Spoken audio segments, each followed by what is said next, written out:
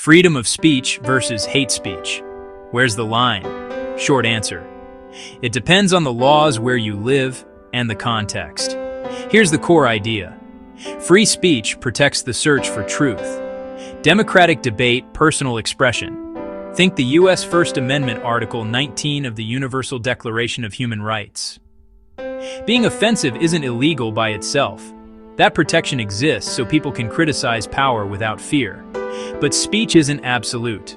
Most systems draw the line when words move from ideas to imminent harm. Two common templates.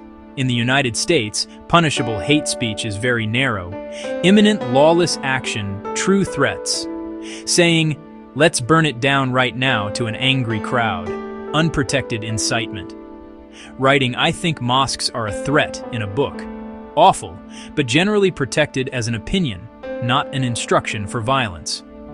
In Canada, the UK, much of Europe, laws more broadly restrict hate speech that targets protected groups, even without imminent violence.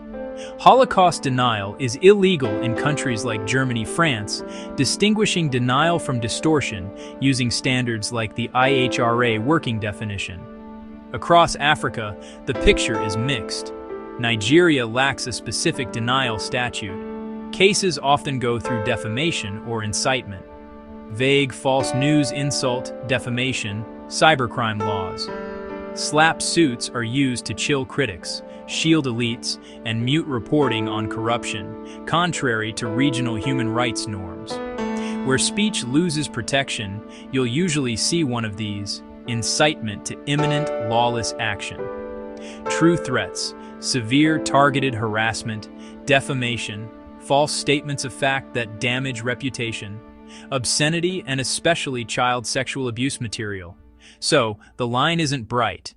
It's argued by courts, parliaments, and the public, constantly. My rule of thumb: defend open debate, but watch for speech that turns into direct harm.